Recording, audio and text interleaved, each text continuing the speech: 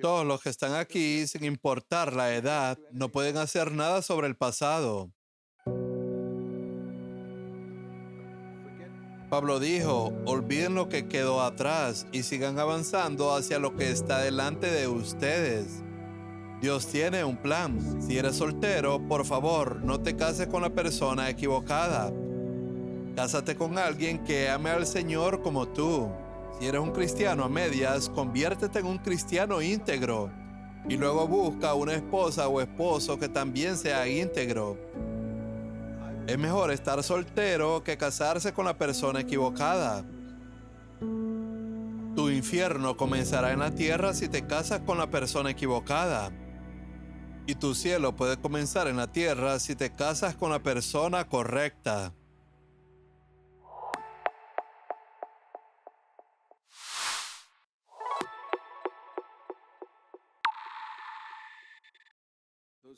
Qué hermosas palabras hay en esos dos himnos que acabamos de cantar. Primero que nada, el Señor ha prometido nunca dejarnos solos. Nunca te dejaré ni te desampararé. Es una promesa que dura para siempre, en todo tipo de situación. Quiero mostrarles algunas promesas en el libro de Hebreos, capítulo 13.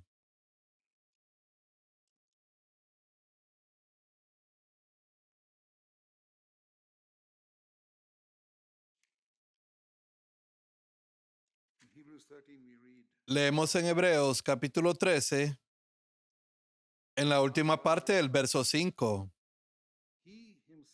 Él mismo ha dicho, es decir, Jesús, nunca te dejaré ni te desampararé. Hay algunos versículos que deberías subrayar o marcar en tu Biblia. Yo lo hice. Cuando era un joven cristiano no sabía nada de la Biblia, apenas empezaba a leerla.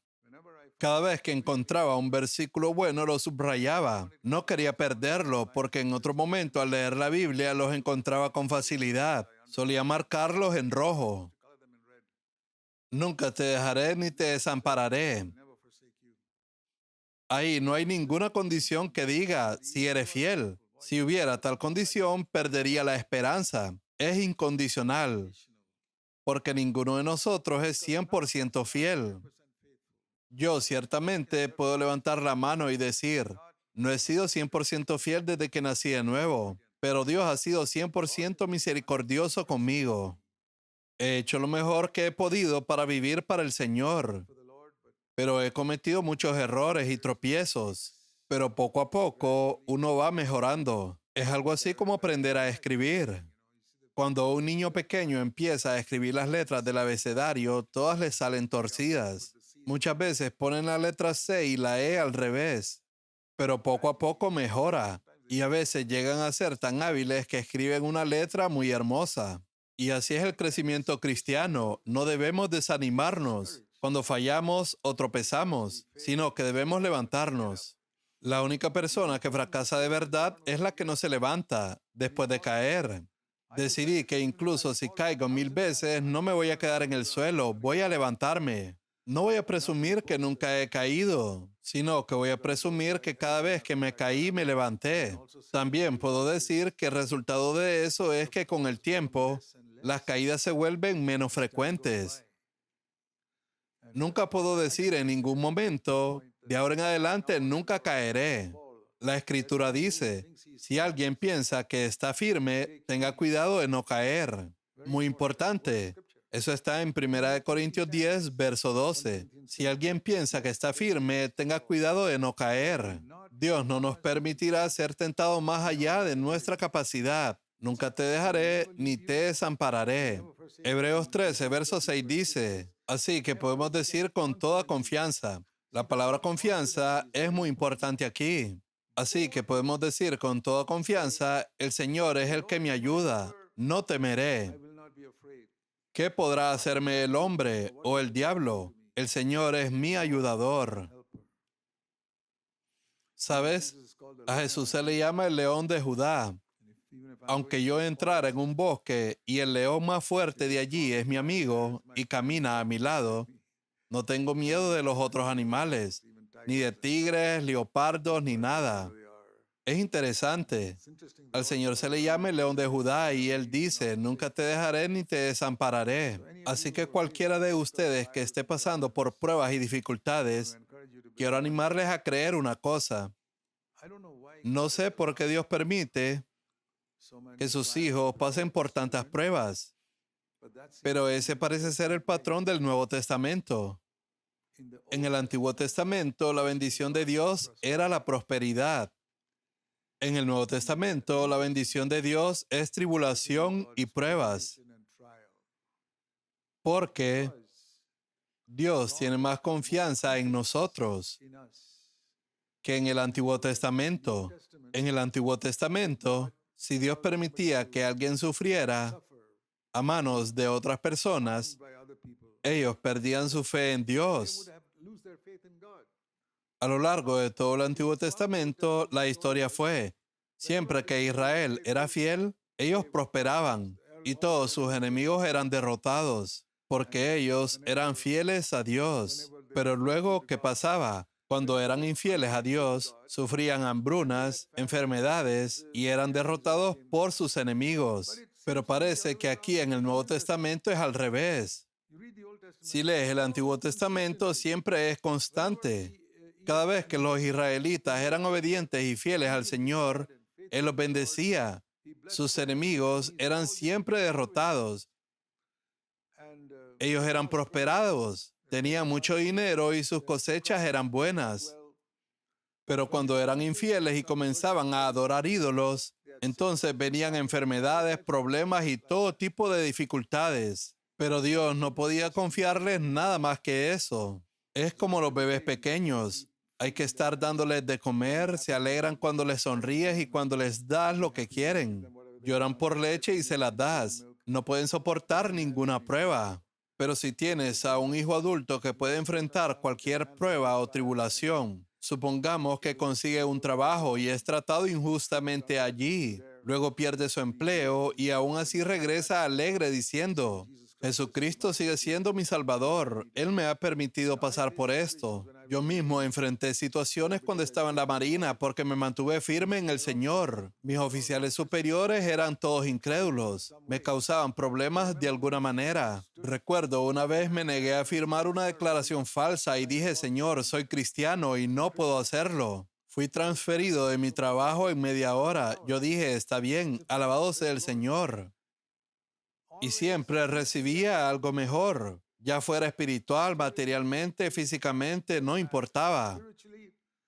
Cada vez que me mantuve firme por el Señor, incluso si sufría de alguna manera terrenal, espiritualmente era un paso más alto.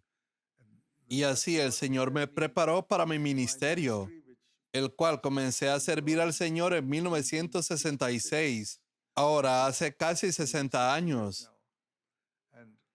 Y en el ministerio también encontré lo mismo. Dios me llevó por muchas pruebas y dificultades y recibí gran consuelo en cosas como estas. Cuando Dios quiso que José fuera el segundo gobernante en Egipto, que era la nación más grande de la tierra, ¿cómo lo entrenó? No lo mandó a alguna universidad para obtener un posgrado. ¿Sabes cómo lo entrenó? Lo entrenó siendo arrojado a un pozo por sus 10 hermanos, siendo acusado falsamente vendido como esclavo y separado de sus padres. ¿Es esa la forma de entrenar a un hombre para ser gobernante de Egipto? Y luego él va allí y es completamente fiel. Se niega a cometer pecado con la esposa de su jefe. Uno pensaría que Dios debería recompensarlo por eso. Una y otra vez la esposa del jefe trató de hacerlo pecar con ella y él decía no. ¿Y cuál fue la recompensa que recibió? La cárcel. Y él decía, nunca hice eso, nunca hice nada malo. No, estás mintiendo. Ella tiene tu manto. Fuiste a acosarla. Una completa mentira, solo Dios vio la verdad y sin embargo quedó encerrado en prisión. Algunos de ustedes piensan que tienen sufrimientos. Compárenlos con José. Supongamos que tu esposo fuera acusado de esa manera. ¿Cómo te sentirías? Un esposo absolutamente inocente en la cárcel día tras día, año tras año. Él se pregunta, ¿cuándo me librará Dios? Cuando tenía 17 años, Dios me dio un sueño de que un día el sol y la luna se inclinarían ante mí y que mis hermanos se inclinarían ante mí. Nada de eso está sucediendo. Simplemente fui golpeado, malinterpretado y maltratado. Y no por 1 o 2 días, ni 1 o 2 años. ¿Sabes cuántos años estuvo José en la cárcel? Un mínimo de 10 a 12 años. Y esas cárceles no eran como las de hoy. Eran lugares horribles. Te arrojaban allí y nadie se preocupaba por ti. Hermano y hermana, ¿cuáles son tus sufrimientos comparados con eso? Dices, soy un hijo de Dios. José fue llamado. Y luego Dios le dio la capacidad de interpretar sueños. Ya conoces la historia del copero y el panadero del faraón. José interpretó el sueño de uno diciendo, el faraón te restaurará a tu puesto a su mano derecha. Y al otro, que tuvo otro sueño, le dijo, lamento decirlo, pero el faraón mandará a decapitarte. Y así sucedió. Y al que fue exaltado a la mano derecha del faraón, José le pidió, por favor, dile al faraón que estoy injustamente encarcelado. Y en ese momento José tenía 28 años. ¿Y sabes lo que dice la Biblia? Que el copero del faraón se olvidó de José. ¿Te imaginas? Un hombre interpretó sobrenaturalmente tu sueño. Y en tu vida sucedió exactamente así. Fuiste restaurado al lado del faraón y te olvidas de este hombre que te dio una revelación tan sobrenatural por un sueño que tuvo. Yo no lo puedo entender, pero así son los seres humanos. ¿Has conocido a personas totalmente desagradecidas por lo que hiciste por ellas y se olvidan por completo de ti? Eso no es nada comparado con lo que José enfrentó. Así que permaneció en la cárcel, no 1 o 2 días, sino 2 años más. ¿Sabes por qué? Porque en el eterno plan de Dios, él había planeado que José debía convertirse en el segundo gobernante de Egipto cuando tuviera 30 años. Y cuando el copero fue liberado, José tenía 28 años. Aún no estaba listo. Le quedaban 2 años más de dura vida en la cárcel. Y te diré algo. Nada puede impedir los propósitos de Dios. Pero mira cómo termina la historia. De manera milagrosa el faraón tiene un sueño. Nadie puede interpretarlo y José es llevado ante él. Y el faraón le muestra favor y le dice, vas a ser el segundo gobernante. Imagina, este fue un prisionero, acusado falsamente. Y Potifar, que era el jefe de José cuando era esclavo, ahora trabajaba bajo las órdenes de José. ¿Y crees que él se vengó de la esposa de Potifar por encarcelarlo? No, creo que José hizo incluso algún bien a Potifar. Tal vez le dio un ascenso y bendijo a su esposa.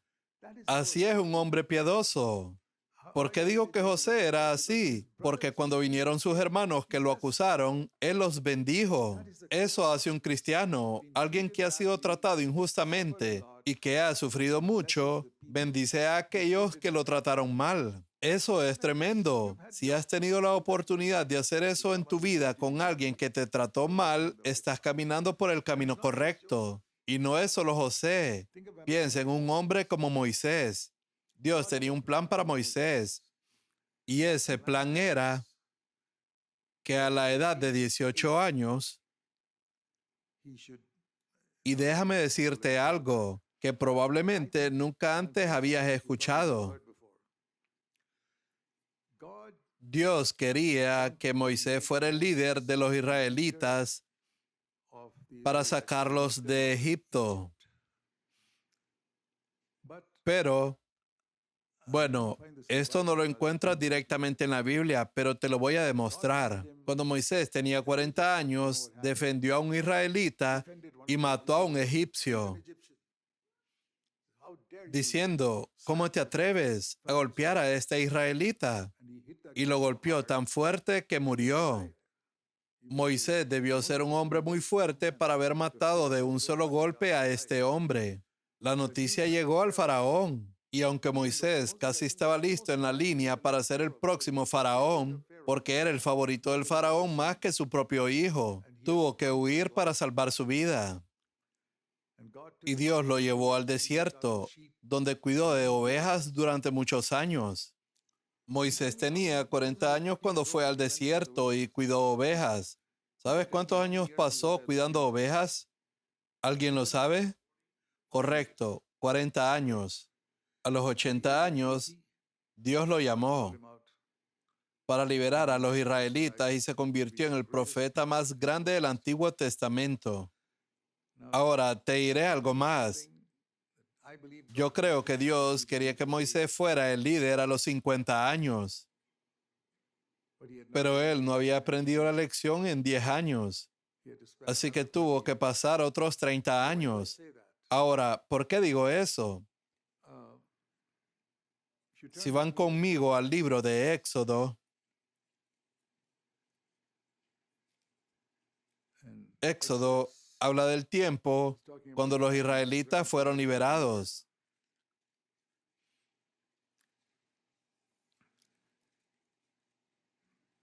Leemos en Éxodo capítulo 12, verso 40, el tiempo que los israelitas vivieron en Egipto, ¿ya lo leíste?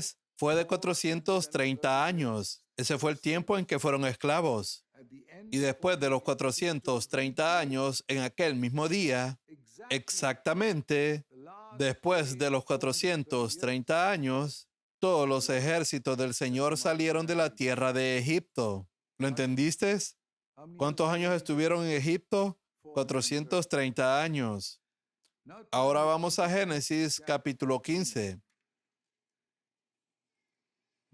La Biblia es un libro maravilloso. En Génesis capítulo 15, un día, versículo 12, un día, a la puesta del sol, mira lo que dice Génesis 15, verso 12.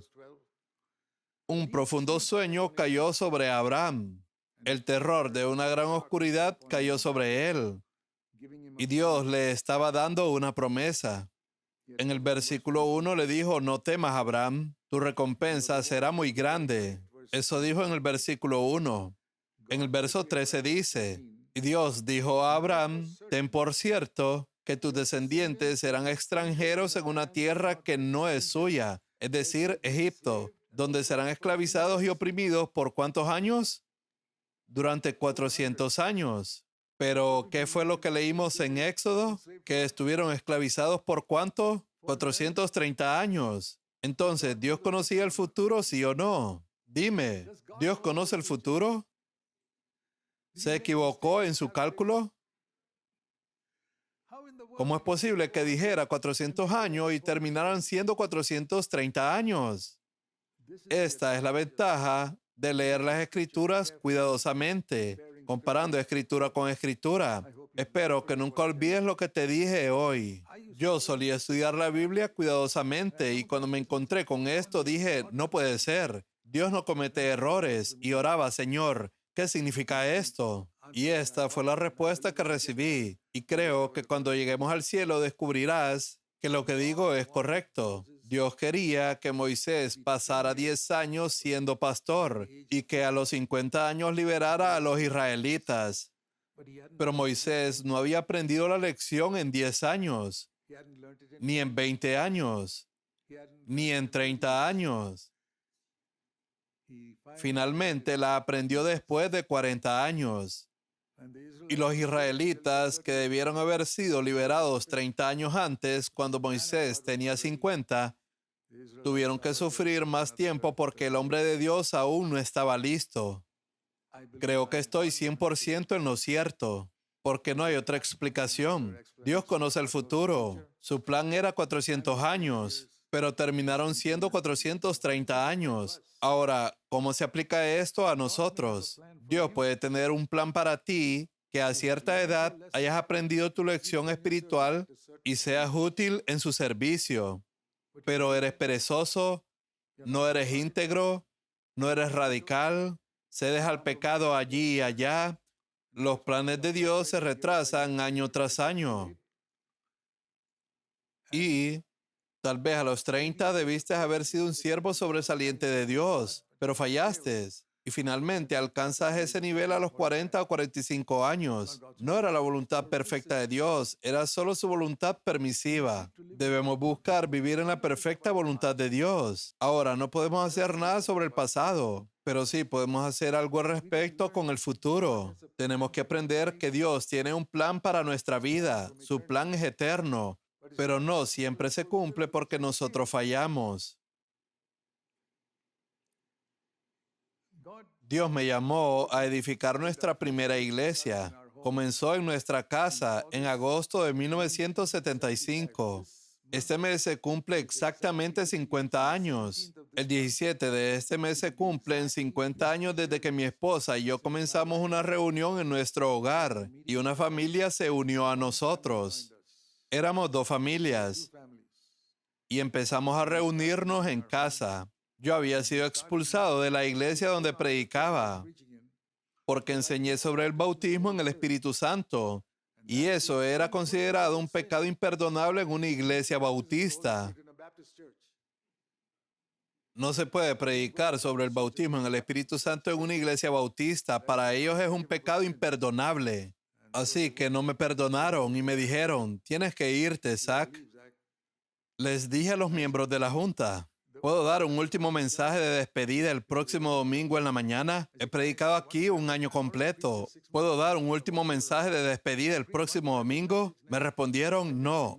Yo dije, está bien, pero al día siguiente cambiaron de opinión y me permitieron dar un mensaje de despedida. Ese domingo había unas 100 personas en esa iglesia y yo me paré y dije, hermanos y hermanas, ustedes han llegado a las fronteras de la tierra prometida, como los israelitas. Dios quiere guiarlos a algo más allá de lo que la doctrina bautista les ha enseñado. Ustedes han aprendido sobre el bautismo en agua, pero no sobre el bautismo en el Espíritu Santo. Por eso son diferentes de los metodistas y los anglicanos. Son bautistas porque predican y enseñan del bautismo en agua. Pero hay otro bautismo, ser sumergidos en el Espíritu Santo. Han llegado a la frontera, pueden entrar o retroceder, pero ellos decidieron retroceder. 3 meses antes de que me expulsaran, un hermano que me conocía había venido del extranjero y predicó un mensaje profético en esa iglesia. Eso fue 3 meses antes de que me expulsaran. Él era un hombre piadoso, bautizado en el Espíritu, y él sabía que esa iglesia no estaba aceptando mi mensaje. Así que él profetizó allí mismo, lo recuerdo. Fue en abril de 1975. Él les dijo, si ustedes no reciben el mensaje que este hombre de Dios está predicando en esta iglesia, Dios lo sacará de aquí y levantará otra obra en esta misma ciudad. Allí arderá un fuego, el cual muchos vendrán de diferentes lugares para calentarse. Y ustedes habrán perdido la oportunidad. 3 meses después, me expulsaron. Y hubo un hermano que trabajaba en esa iglesia que dijo, si echan a Zach, yo también me voy, porque él también había recibido el bautismo en el Espíritu Santo.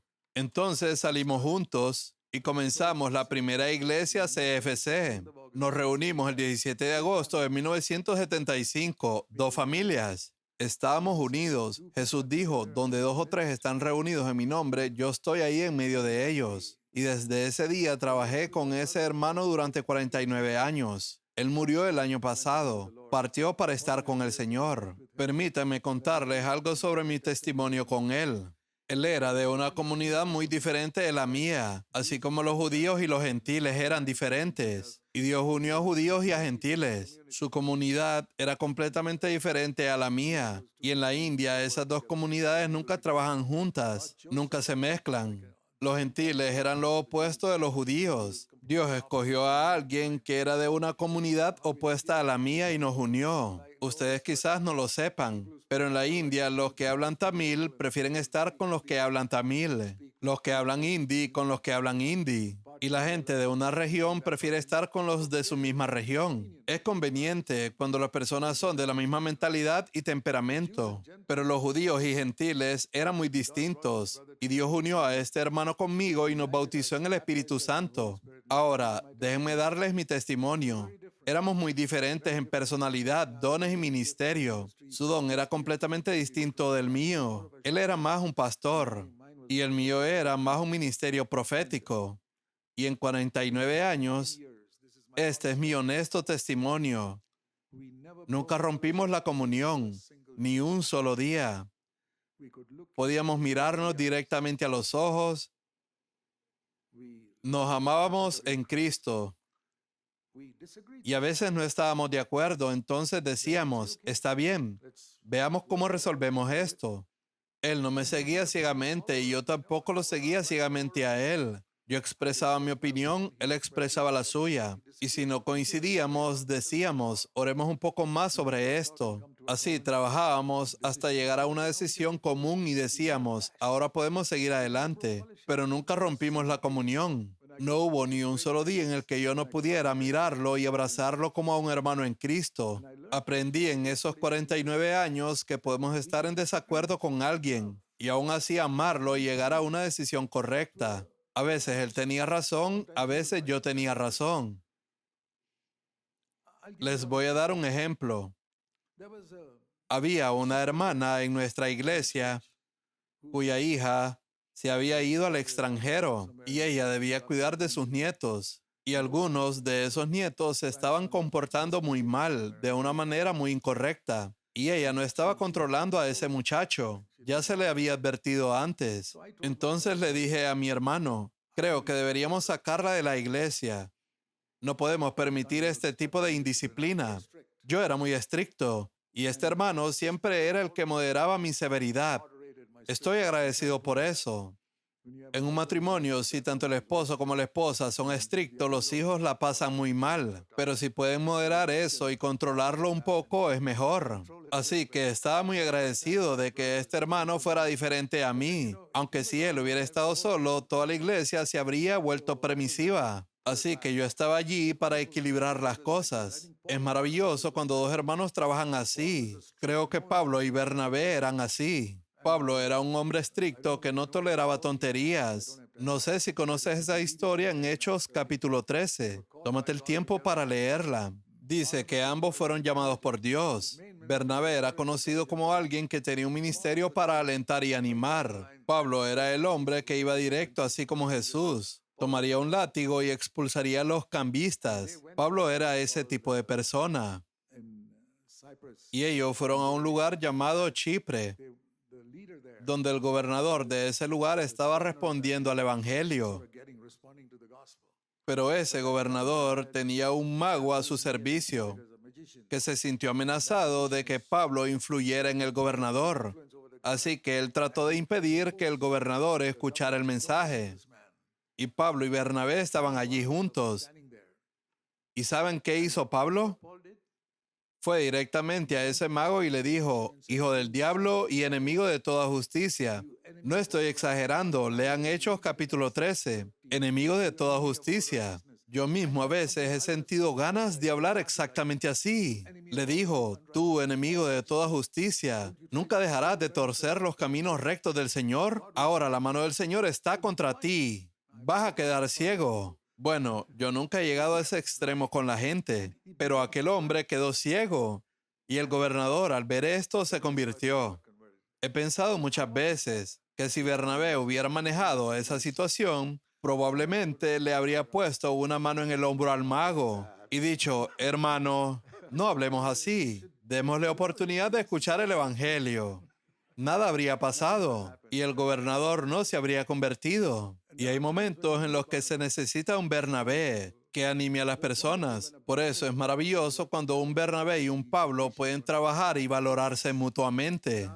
Lo triste es que después de un tiempo, un par de años,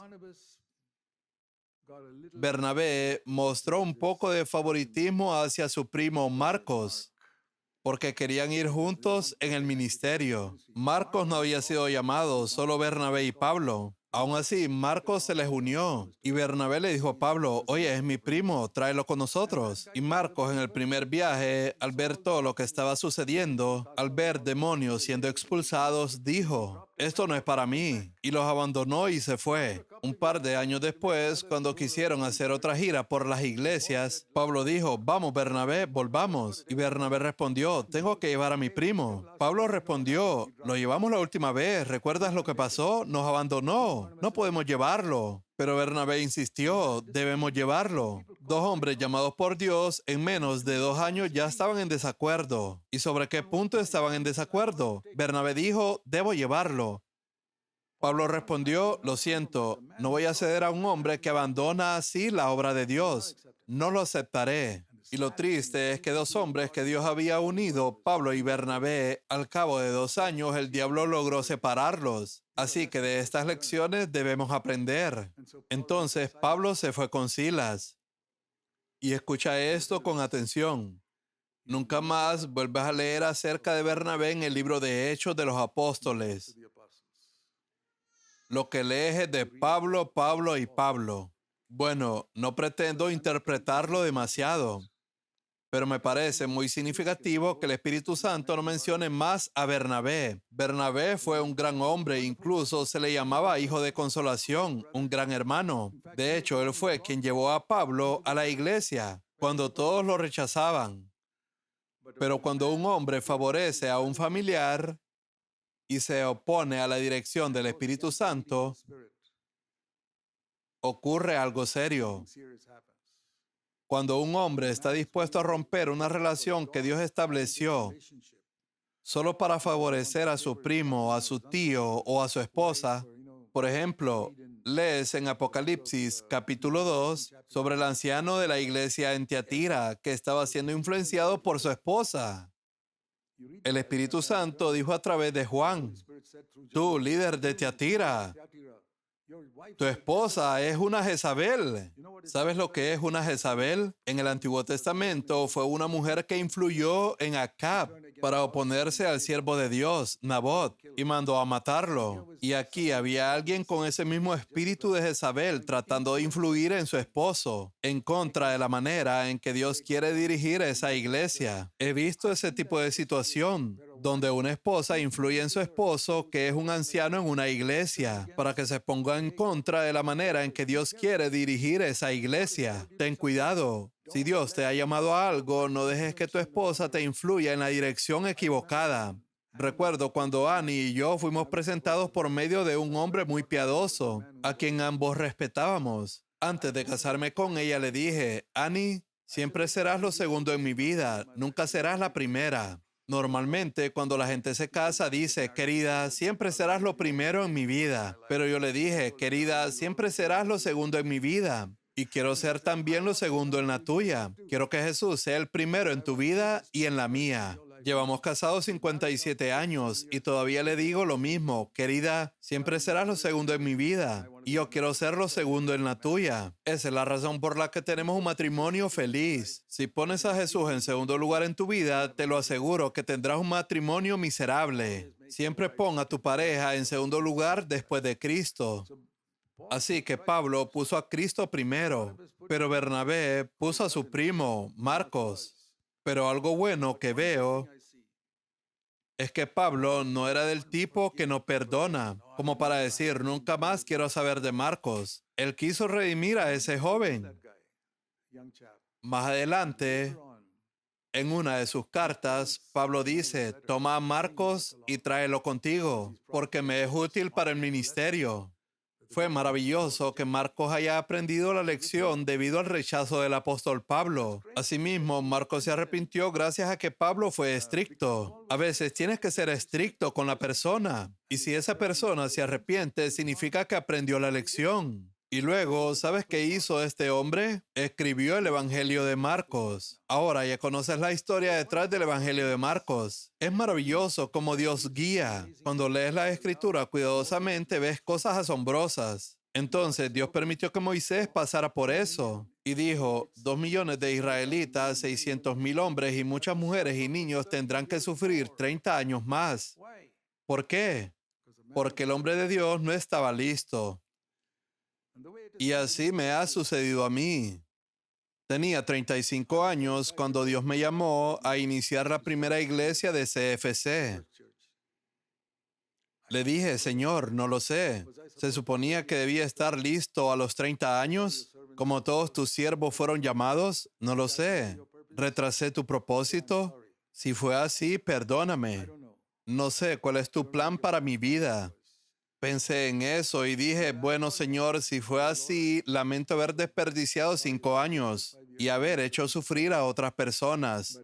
Pero quiero tomar esto en serio. Quiero arrepentirme y asegurarme de no retrasar más ninguno de tus propósitos. Ahora tengo 85 años y en estos 50 años, junto con mi esposa, realmente hemos procurado escuchar con atención lo que Dios dice y nunca ceder. Muchas veces eso ha llevado al sufrimiento. Me han llevado a los tribunales en diferentes situaciones porque me mantuve firme en la verdad. Pero está bien, yo dije, seré fiel a Dios. No me importa perder dinero, no me importa que me llamen el diablo, todo tipo de cosas. Han publicado folletos diciendo que yo era un agente del diablo y que lo que predicaba era veneno. Yo dije, los perdono, los amo. No tengo nada en contra de nadie, pero no quiero perder el plan de Dios para mi vida. No quiero que, como en el caso de Moisés, la gente sufra 30 años o incluso un año por mi fracaso. Dios tiene un llamado para tu vida, hermano y hermana. No lo frustres debido a que pones en primer lugar a tus parientes. No lo frustres poniendo primero a tu esposa, tu primo o quien sea, como en el caso de Bernabé o en el del anciano de Teatira. Pon a Jesús primero y nunca saldrás perdiendo. Yo he tenido que confrontar a muchos de mis familiares. Algunos de mis familiares más cercanos no han entrado a nuestra casa en 20 años. Porque nosotros nos mantenemos firmes en el Señor. Se supone que son creyentes, pero está bien. ¿Qué puedo hacer? Los amo. No les deseo ningún mal, pero debo mantenerme firme en el Señor. Y puede que a ti también te pase. Así que quiero decir esto a cualquiera de ustedes que se inclina hacia sus parientes. En Levítico 26, verso 13, el Señor dice, los saqué de la tierra de Egipto y los hice andar erguidos.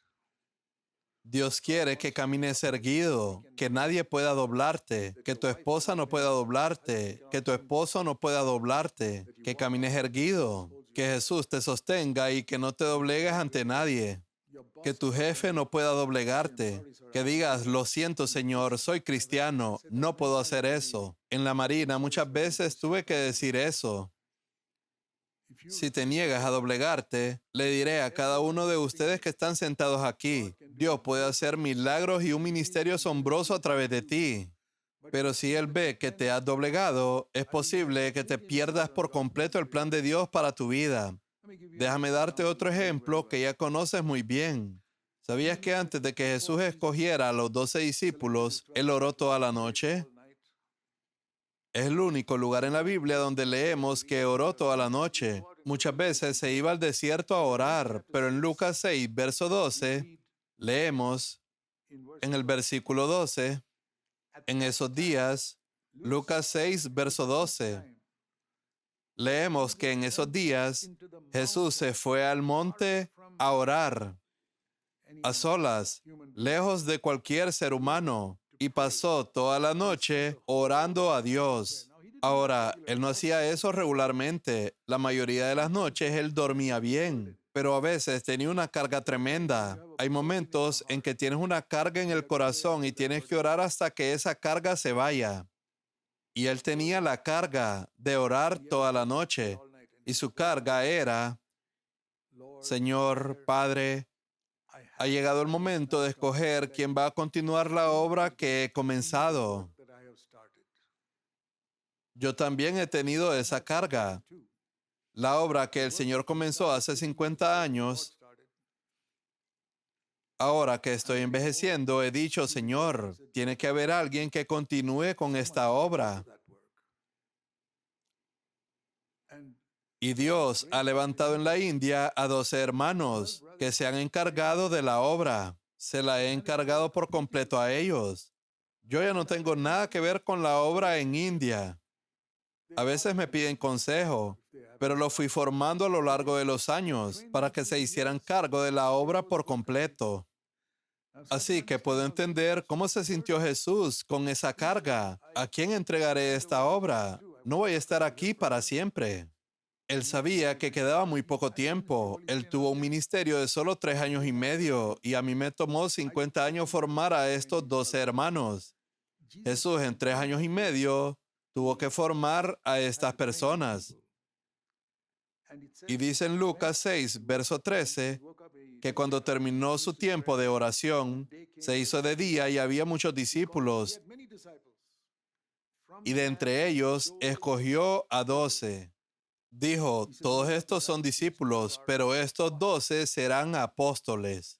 ¿Cómo los escogió? Después de toda una noche en oración. Pensaba en los nombres de todos sus discípulos. Tal vez habían 100 de ellos, todos discípulos suyos. Y de eso fue eligiendo uno por uno. Jesús quería estar seguro de estar tomando la decisión correcta. Recuerda que Él vino a la tierra como hombre. No fue que Dios le dijo directamente los nombres de las personas que tenía que escoger. Si hubiera sido así, solo habría necesitado un minuto para tener los 12 nombres, porque tuvo que orar toda la noche, porque Él vino como tú y como yo. Y muchas veces nosotros tampoco podemos encontrar la voluntad de Dios tan fácilmente, porque Dios no nos habla como si nos estuviera dictando. Jesús tuvo que orar toda la noche para recibir 12 nombres. No sé por qué Dios lo estableció de esa manera, pero así lo hizo. Que tengamos que esperar en el Señor para obtener la respuesta. Si tienes prisa, puedes perder lo mejor que Dios tiene para ti o equivocarte por completo. Jesús pudo haber elegido 12 hombres equivocados, pero Él quería estar absolutamente seguro.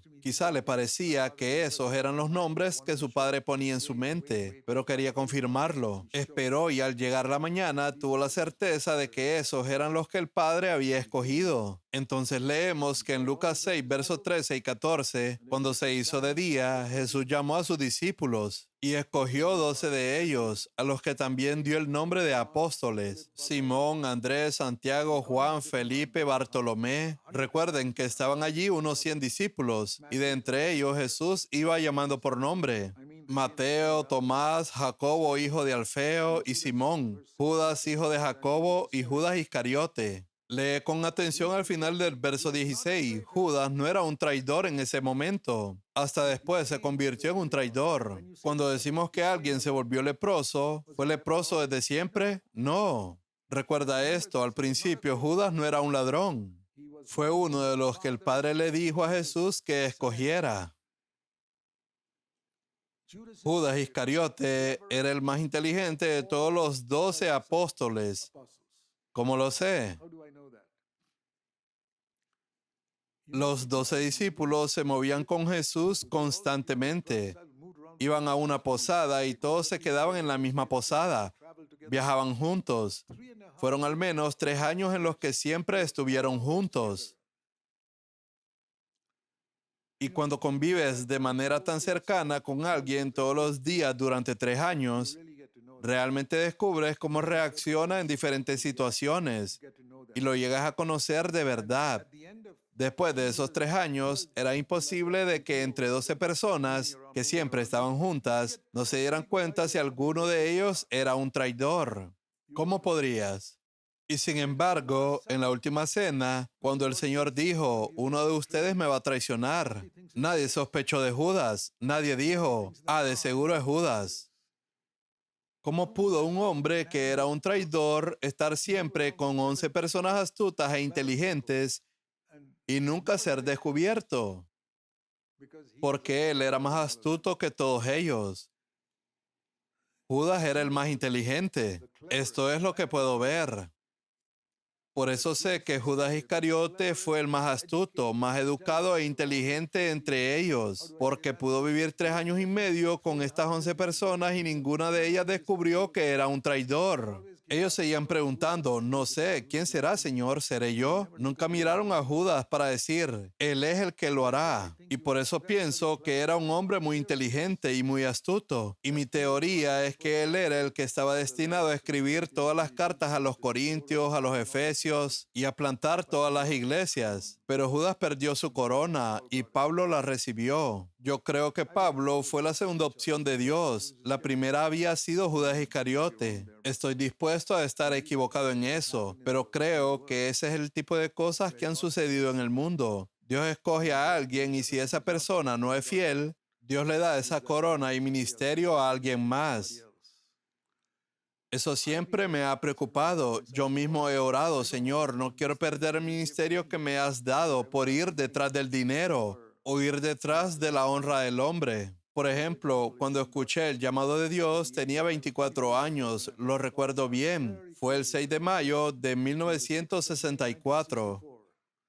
Dios me habló claramente, eres mi siervo, he hecho tu boca como espada afilada, eres como una flecha en mi aljaba que usaré contra el enemigo. Yo dije, Señor, estoy listo para ir, y dejé mi trabajo, y eso me fue confirmado por siervos de Dios. Y dije, Señor, no quiero perder tu voluntad. Supongamos que en ese momento hubiera dicho que no. No, quiero vivir una vida cómoda. Tengo un buen salario, tengo una buena posición, tengo la posibilidad de llegar a ser un almirante en la Marina. Dios no me habría obligado. Él hubiera dicho, está bien, adelante. Y yo habría perdido por completo la voluntad de Dios. No me habría casado con Annie. Me habría casado con alguna otra chica interesada en posición y honor. Y habría perdido totalmente la voluntad de Dios. Es posible. Basta con una pequeña desviación del camino que Dios quiere que tomes. Lo digo para jóvenes como ustedes. Dios tiene un plan para sus vidas. No se lo pierdan. Yo sabía que sería una vida de sacrificio y de negación propia. No iba a ser una vida cómoda como la que había tenido en la Marina. Y porque dije que sí, hoy, casi 60 años después, le agradezco al Señor que me ayudó a tomar la decisión correcta en ese momento. Digo esto para animarte y desafiarte. Si el camino parece difícil, si Dios te llama, Él estará contigo hasta el final. Yo puedo afirmar eso. El 6 de mayo de 1966, 2 años después de que fui llamado, la Marina me dejó retirarme. Tardaron mucho en darme mi permiso. Y desde ese día hasta hoy, el Señor me ha cuidado. Hemos pasado por muchas dificultades financieras, pero Dios me dio una esposa dispuesta a atravesarlo todo porque también la llamó a ella. Pasamos por muchas dificultades económicas, por enfermedades, incluso enfermedades serias en nuestros hijos. Algunas enfermedades serias, pero Dios los sanó y los libró. Annie ha estado enferma, yo he estado enfermo, pero Dios nos ha sanado y sostenido en tantas cosas.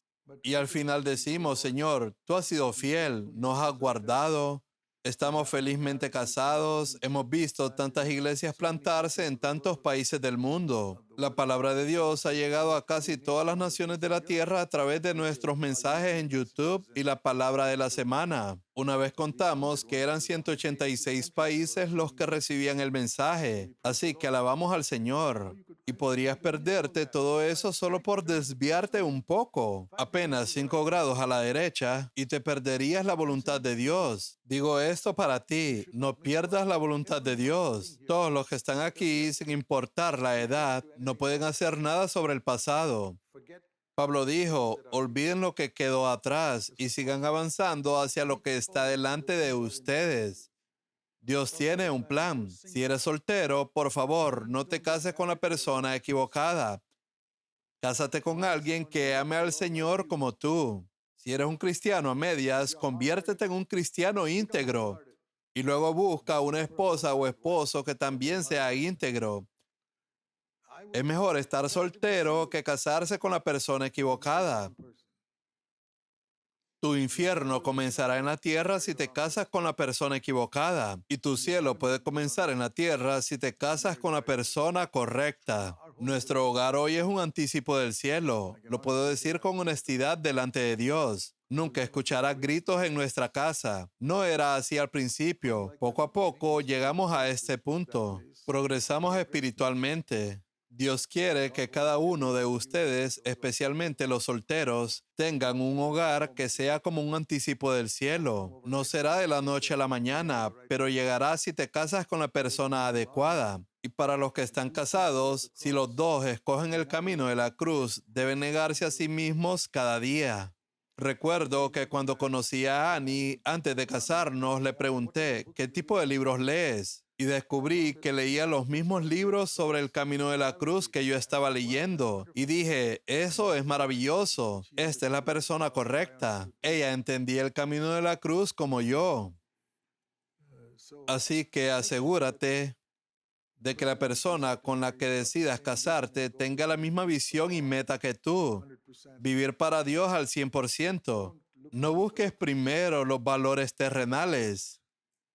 Yo suelo aconsejar lo siguiente cuando alguien quiere casarse. El hombre es espíritu, alma y cuerpo. Eso es lo que la Biblia dice. El espíritu es la parte que se dirige a Dios. El alma y el cuerpo son nuestra parte terrenal. El alma es nuestra mente y nuestras emociones. El espíritu es nuestra relación con Dios. Entonces yo digo que cuando quieras casarte en una puntuación del 1 al 100, debes darle 50 puntos a los valores espirituales al elegir una pareja, 30 puntos por lo intelectual y por las demás formas en que nuestra personalidad coincide entre sí, y 20 puntos por la apariencia física.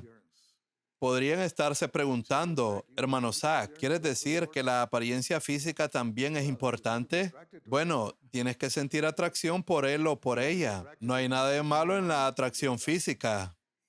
Ella no tiene que ser la mujer más hermosa del mundo, pero debe ser hermosa a tus ojos. Por favor, no vayas a casarte con una Miss Universo, porque cientos de personas la perseguirán y tendrás una vida miserable. Pero a tus ojos, ella debe ser la mujer más hermosa del mundo para toda tu vida.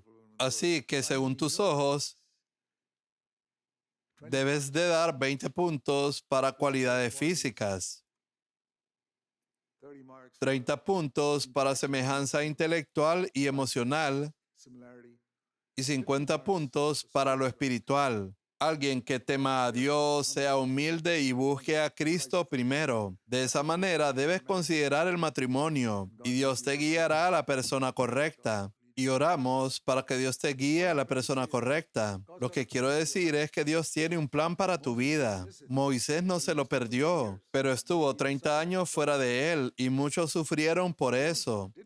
José no se lo perdió, sufrió, pero a los 30 años llegó a ser el segundo gobernante.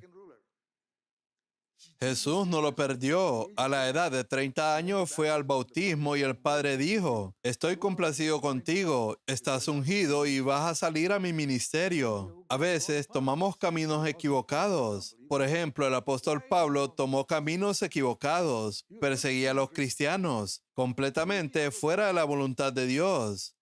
Pero en el momento correcto se arrepintió.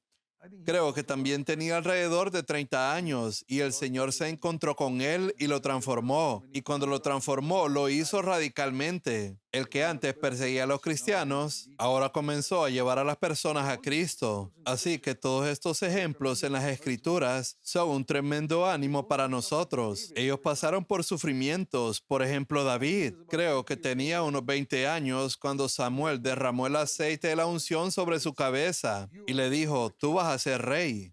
Y a los 20 años fue y mató a Goliat. Todo el ejército de Israel estaba atemorizado y él con una piedra mató a Goliat. Estaba listo para ser rey a los 20 años, pero no. El plan de Dios era que fuese rey a los 30 años. Entonces me pregunto, ¿por qué Dios no lo ungió un día antes de cumplir 30 y listo? No, porque tenía que ser preparado para ser rey. ¿Cómo preparas a una persona para ser rey? No mandándolo a universidades y escuelas bíblicas. Mándalo al desierto y haz que el rey Saúl lo persiga y que tenga que huir por su vida. ¿Es así como se entrena a una persona para ser rey? Sí, así es como Dios entrena a su pueblo. Corre por tu vida, ve y escóndete en una cueva. Y luego Saúl vendrá tras ti. Huye de allí y ve a otro lugar. Y tienes que estar huyendo todo el tiempo. Durante 10 años, David estuvo huyendo por su vida. Un día, Saúl estuvo a su merced durmiendo en la misma cueva donde David se escondía. Y el amigo de David dijo, ahí lo tienes. Dios lo ha entregado en tus manos, mátalo y serás el rey. Pero David dijo, no lo tocaré. Solo cortó un pedazo del manto de Saúl. Y cuando se levantó y salió, David le mostró el pedazo del manto y le dijo, Rey Saúl, pude haberte matado, pero no te toqué porque temo a Dios. ¿Qué hombre era? No quiso tomar el reino. Él esperó a que Dios se lo diera. Un pequeño consejo, hermanos, no se aferren a nada. Yo creo que nunca me aferré a Annie para que fuera mi esposa. Yo creo que había una marca invisible de reservado escrita sobre ella, que nadie podía tocarla hasta que yo llegara. Y esto le he dicho a los jóvenes, si caminan en la voluntad de Dios y Él tiene preparada una muchacha o una joven para ustedes, habrá allí una marca invisible de reservado. Dios no permitirá que nadie lo tome o la tome hasta que tú llegues. Dios es todopoderoso y tiene maneras maravillosas de reservar a alguien para ustedes. Así que jóvenes, no tienen que aferrarse a nada. Mantengan sus manos abiertas y Dios pondrá en ellas lo que les corresponde. Yo no me aferré a ningún ministerio en mi vida. Dios simplemente lo puso en mis manos y me lo dio cuando estaba listo.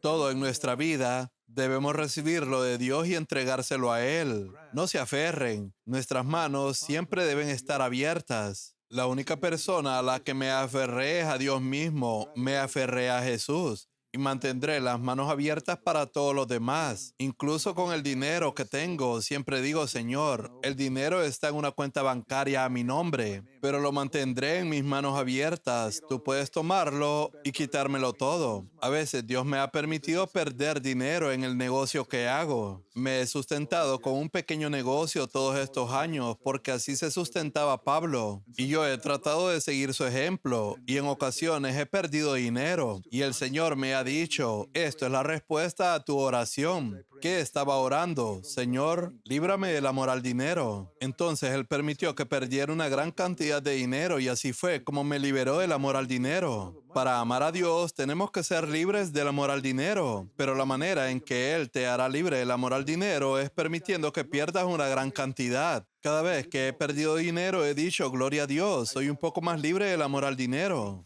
Estoy más interesado en ser libre del amor al dinero que en ver si el saldo de mi cuenta bancaria está aumentando. Cuando mi saldo baja por algún error que cometí, digo, gloria a Dios, soy más libre del amor al dinero. ¿Alguna vez lo has visto así? Así es como lo ve una persona piadosa. No le interesa si su cuenta bancaria aumenta. Le interesa ser libre del amor al dinero. Si tomas estas cosas en serio, te digo que no hay límite para cuánto Dios puede usarte. Recuerdo que una vez le hice esta pregunta al Señor. Señor, India tiene casi 2.000 millones de personas, no recuerdo el número exacto, pero es la población más grande del mundo. Hace algunos años sobrepasamos a China, la población más grande del mundo, con miles de millones de personas, pero ¿dónde están los profetas? ¿No debería un país con tanta gente tener al menos algunos profetas que hablen la palabra de Dios sin temor? ¿Dónde están? Lo que veo alrededor es a muchos cristianos engañando a la gente y corriendo tras el dinero, escribiendo cartas a Estados Unidos, Alemania y Europa diciendo, estamos haciendo una gran obra, mándennos dinero. Los hindúes y los inconversos de la India dicen, todos esos cristianos no son más que mendigos que piden dinero al extranjero y por eso rechazan el cristianismo. Yo dije, Señor, ¿dónde están los profetas que se levantarán contra todo esto? ¿Dónde están los que tomarán un látigo y entrarán al templo a echar fuera a los cambistas y a exponer a los amantes del dinero? Y el Señor me habló y me dijo, hay muchas personas y muchos jóvenes a los que llamé a ser profetas en esta tierra, pero en algún momento tomaron el camino equivocado. Se casaron con la mujer equivocada, Se fueron a otro lugar para hacer dinero una y otra vez, una y otra vez. Los llamé para el ministerio y se lo perdieron, se lo perdieron, se lo perdieron. Y eso ha roto el corazón de Dios. ¿Dónde están los profetas? Aquí en Estados Unidos, el día de hoy, o en el país de donde vienes. ¿Piensas que todos en tu país siguen al Señor? En cada país del mundo, la gente es tan pagana como lo es en la India. Y es peor ser un pagano con etiqueta de cristiano que ser un pagano con la etiqueta de otra religión. Dios necesita profetas y mujeres dispuestas a casarse con ellos y apoyarlos al 100%. Eso es lo que necesita cada país. Eso es lo que quiere el Señor. Pero se desvían detrás del dinero, otros se enamoran de la persona equivocada, otro se dejó atraer por otras cosas, otro no quiso renunciar a la pornografía, otro buscó enriquecerse de manera deshonesta, y aquel que pudo haber sido un profeta terminó siendo un descarriado.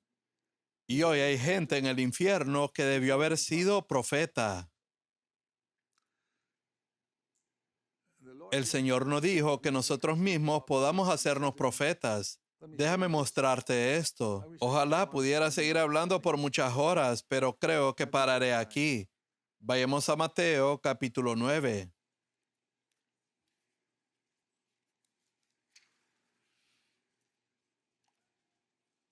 Ahora, piensa en la gente de tu país cuando leas este versículo. Mateo capítulo 9.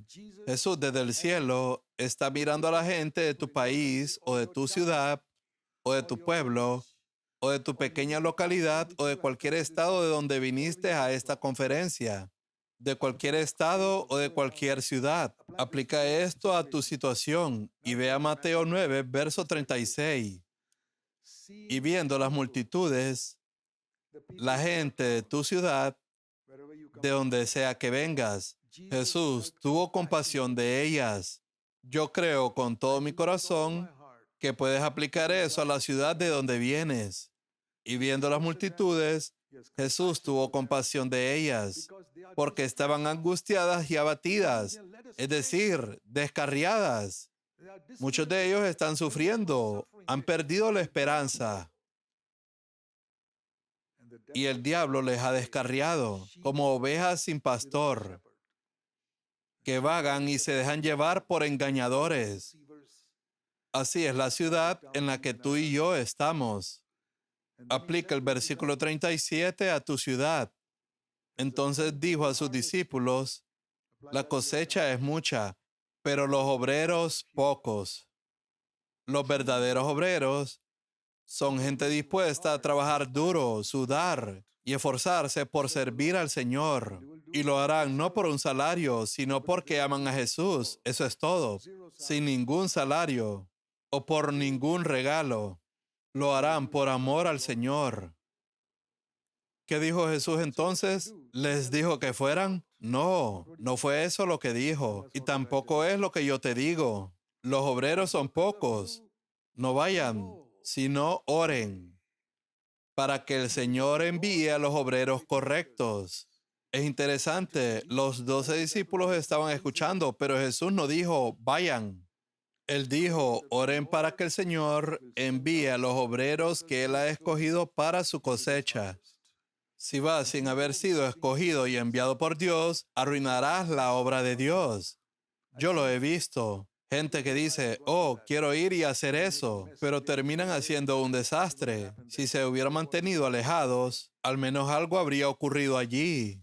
Así que oren, supliquen al Señor. Suplicar es una palabra fuerte, pero digan, Señor, hay una gran cosecha en mi ciudad. Si yo no soy apto, envía a alguien más. Pero que esta obra se haga. Envía obreros a tu cosecha.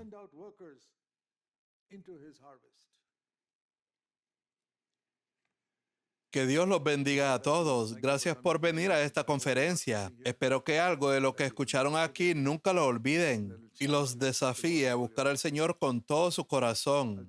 Les diré esto, después de 66 años de ser cristiano, puedo decirles que es la mejor vida que se puede vivir en la tierra. Si Dios te llama a servirlo a tiempo completo, como a mí, entonces eres verdaderamente bendecido. Y puede que estés en un trabajo secular y aún así puedas seguir sirviendo a Dios. Conozco muchos en nuestras iglesias de CFC que son ancianos y son mejores que algunos de los que trabajan a tiempo completo. Tienen un empleo para ganarse la vida como Pablo trabajaba y yo también lo hice, pero su principal llamado es servir al Señor.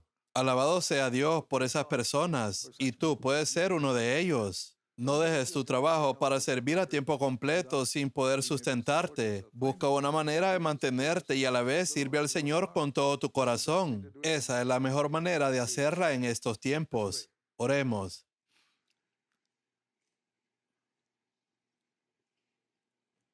Una de las cosas maravillosas de nuestros tiempos es que tenemos la tecnología que nos permite volver a escuchar este mensaje cuando lleguen a casa y captar lo que tal vez no entendieron al escucharlo aquí. Si se sintieron desafiados por él, vayan a casa y escúchenlo de nuevo. Está disponible en YouTube. Padre Celestial, oro por cada persona aquí presente. Creo que quienes han gastado dinero para viajar y llegar hasta aquí, para alquilar un hotel y hospedarse, no vinieron a perder el tiempo. Vinieron con seriedad, vinieron con el deseo sincero de escuchar tu voz y creo que la han escuchado. Creo que hay tantas personas sinceras sentadas aquí y también quienes escuchan ahora mismo en diferentes lugares. Estoy convencido de que tienes un plan para la vida de cada uno, para cada joven y persona adulta. Y mi oración, Padre Celestial, es que ninguno de ellos pierda tu plan, porque tu plan es el mejor, de manera que al llegar al final de su vida puedan decir como tú dijiste, Señor Jesús, he terminado la obra que Dios me encomendó. Ayúdanos a todos a poder decir eso, Señor. Ayúdanos a buscarte con todo nuestro corazón, a permanecer llenos del Espíritu Santo y a glorificar tu nombre. Bendice esta iglesia y todo lo que hace para difundir tu palabra en todo este país. Gracias por este tiempo y por todos estos días. En el nombre de Jesús. Amén.